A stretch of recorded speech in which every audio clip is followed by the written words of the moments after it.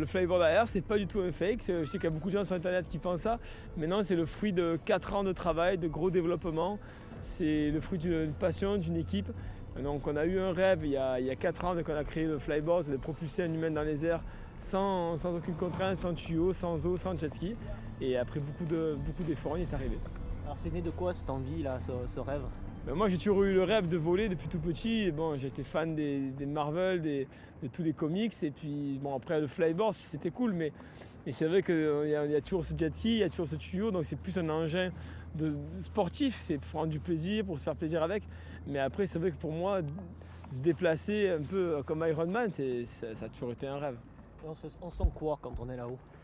Mais en fait c'est un mix entre de l'adrénaline, de la concentration, et un plaisir extrême, mais en même temps il y a toujours quand même cette part un petit peu de peur que pour l'instant je ne suis pas encore arrivé à me libérer, quoi. Bon, ça va pas être en vente grand public tout de suite, j'imagine.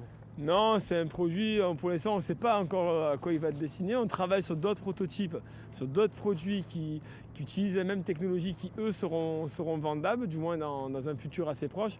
Après le Flyboard Air en lui-même, ça reste quand même un produit qui est quand même extrêmement élitiste et certainement pas à mettre dans les mains de tout le monde. Et ça marche comment exactement?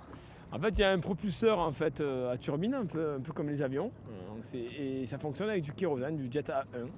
Il y a un événement là bientôt. Ben oui, écoute, on est en relation avec le Guinness Book des records. On va essayer de battre l'ancien record du monde de traversée en overboard. Donc il n'était pas très grand, c'était 270 mètres. C'était fait avec des systèmes à hélice il y a 2 ans.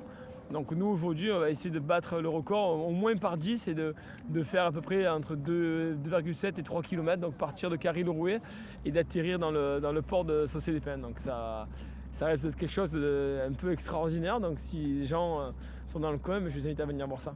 Comment tu te sens là alors que le monde entier te demande maintenant, s'interroge sur ton invention? Bon, écoute, ça va pas changer. Moi, ça me change. Je ne fais pas les choses pour ni être à la télé ni quoi que ce soit. Moi, je fais vraiment. Pour nous, la plus belle réussite, c'est pas ce qui se passe aujourd'hui, c'est ce qui s'est passé il y a un mois quand la machine a fonctionné.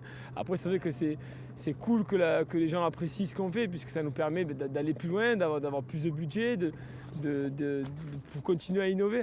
Mais avant tout, moi, ce qui m'excite dans la vie, c'est faire vivre les produits et pas forcément ce qui se passe après. Alors qu'est-ce qu'on peut te souhaiter maintenant, après tout ça? Rien de spécial. Moi, j'adore ma vie, j'adore ce que je fais et honnêtement, juste de continuer à développer, créer des produits, c'est ce qui peut m'arriver de mieux. Et tu vas rester dans le coin? Ah oui, non, moi je suis attaché à mon pays, je suis attaché à ma région. Je veux dire, même si je dois bouger souvent pour mon boulot, pour des interviews, pour des films, quoi que ce soit, moi j'aime trop ma région, j'aime trop mon pays pour m'expatrier.